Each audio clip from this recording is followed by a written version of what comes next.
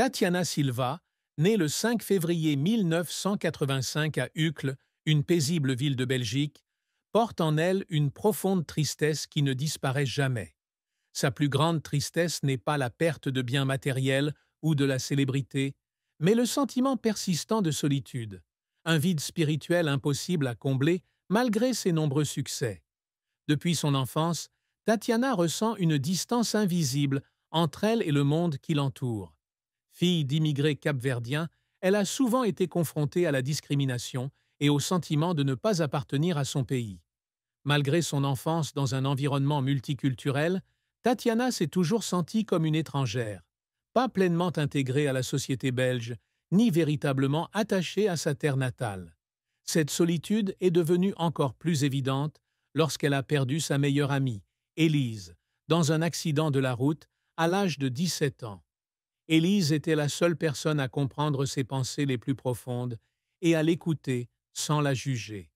Le départ soudain d'Élise a laissé dans son cœur une blessure qui ne s'est jamais refermée.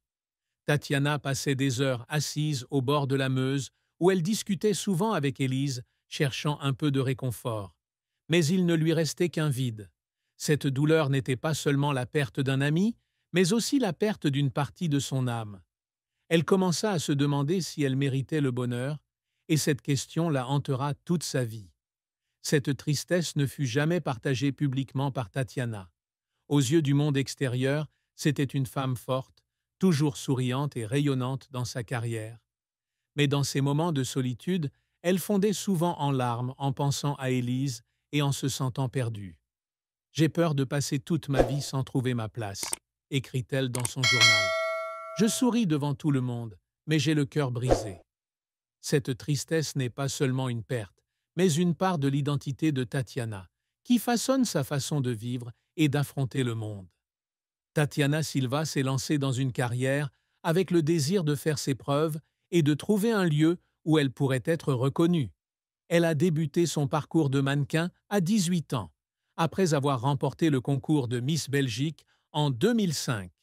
Ce titre lui a ouvert les portes du monde du spectacle, où elle est rapidement devenue une figure familière de la télévision belge et internationale. Avec sa beauté métisse captivante, son charme et son intelligence, Tatiana est devenue une célèbre présentatrice météo sur la RTBF, puis sur TF1 en France. Elle a également participé à des émissions de télé-réalité comme Danse avec les stars, où elle a démontré sa persévérance et son charisme. Succès. La carrière de Tatiana a connu des hauts et des bas. Elle est appréciée pour son style d'animation accessible, son professionnalisme et sa capacité à créer du lien avec le public. En 2010, elle a reçu le prix de la présentatrice la plus populaire lors d'une cérémonie de remise de prix télévisuels en Belgique, une étape importante qui l'a fait pleurer de fierté.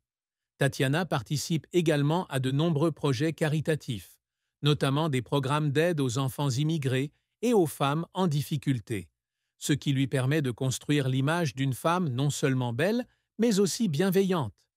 Elle a été invitée à devenir ambassadrice d'une ONG internationale afin de sensibiliser le public au changement climatique et à l'égalité des sexes. Outre la télévision, Tatiana s'essaie également à l'écriture.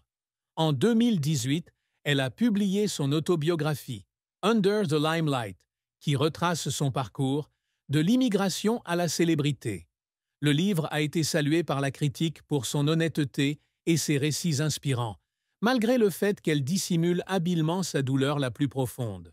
Le livre s'est vendu à plus de 50 000 exemplaires la première année, un succès inattendu. Cependant, le parcours de Tatiana n'a pas été de tout repos. Peu après avoir remporté le titre de Miss Belgique, elle a dû faire face à de vives critiques de la part d'une partie du public, qui la jugeait pas assez belge, en raison de ses origines immigrées. Ces commentaires ont profondément blessé Tatiana, mais elle a choisi de garder le silence et de le prouver par ses actes. Elle a confié un jour lors d'une interview « J'ai beaucoup pleuré en lisant les insultes, mais je savais que je ne pouvais pas me laisser définir. » Un autre revers majeur dans la carrière de Tatiana a été son élimination d'une émission de télé-réalité en 2014, où elle nourrissait de grands espoirs d'étendre sa carrière à l'international. Elle s'entraînait des heures chaque jour, épuisée au point d'être hospitalisée pour déshydratation. Après son élimination, Tatiana a eu l'impression que son monde s'était écroulé. Assise dans la loge, elle pleurait dans ses mains, se demandant si elle n'était pas sur la mauvaise voie. Mais au lieu d'abandonner, elle s'est relevée et, a redoublé d'efforts. Ces moments ont fait d'elle une femme résiliente. Tatiana a également dû faire face à la pression de maintenir une image publique impeccable. Elle a un jour avoué qu'il y avait des jours où elle se sentait épuisée de devoir sourire tout le temps, même lorsque son cœur était brisé.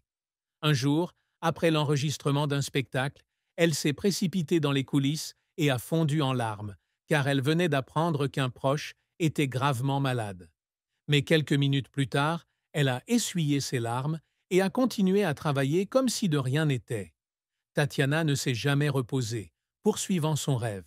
Elle est restée éveillée toute la nuit pour préparer les auditions, a appris à animer en français, même si ce n'était pas sa langue maternelle, et a même appris à danser malgré son absence totale de formation.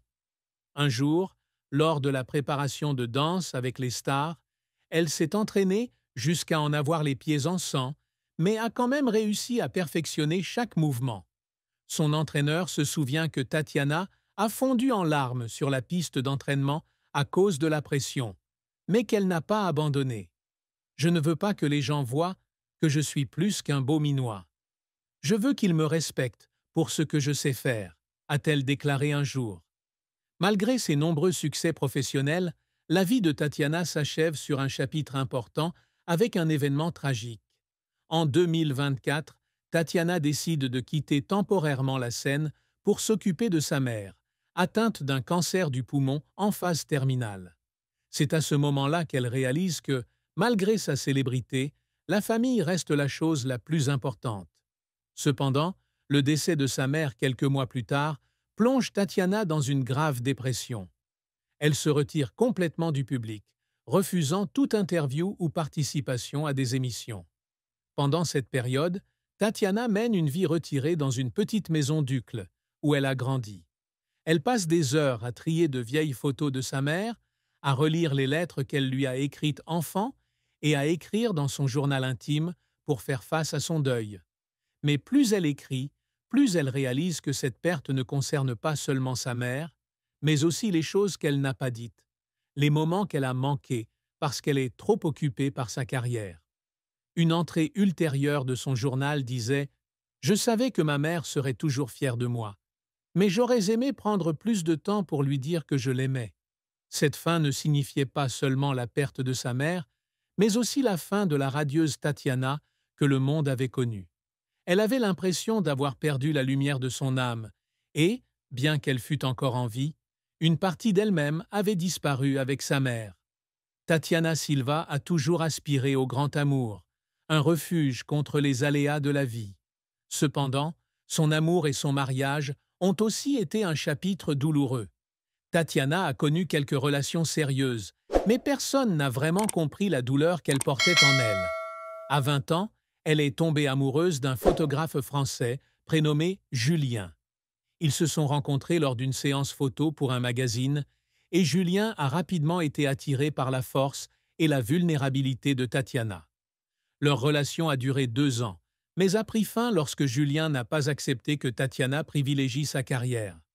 Elle a essayé de changer pour lui, refusant même un rôle important dans une émission de télévision pour passer plus de temps avec lui. Mais au final, ils ont rompu dans la douleur. Tatiana pleurait chaque nuit, se demandant si elle trouverait un jour quelqu'un qui l'aimerait inconditionnellement. En 2017, Tatiana a épousé Laurent, un homme d'affaires belge. Laurent était calme, attentionné et aimait profondément Tatiana.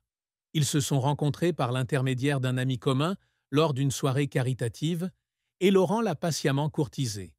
Tatiana pensait avoir enfin trouvé le bonheur, un endroit où elle pouvait se libérer de sa tristesse. Mais leur mariage n'était pas aussi parfait qu'elle l'espérait. Après 2 ans de vie commune, Tatiana et Laurent ont commencé à avoir des problèmes. Laurent souhaitait avoir des enfants, mais Tatiana, toujours aux prises avec sa carrière, et des pressions psychologiques, n'était pas prête. Les disputes sont devenues de plus en plus intenses, et Tatiana se sentait coincée entre son amour et ses rêves. En 2020, ils se sont séparés, tout en entretenant une relation respectueuse. Tatiana n'a jamais expliqué publiquement la raison de cette rupture, mais ses proches ont révélé qu'elle se sentait coupable de ne pas pouvoir rendre Laurent heureux. La plus grande tristesse de Tatiana dans son mariage n'était pas la rupture, mais le sentiment de ne pas pouvoir s'aimer suffisamment pour aimer quelqu'un d'autre. Elle a écrit un jour dans son journal « J'aime Laurent, mais je ne sais pas mais ».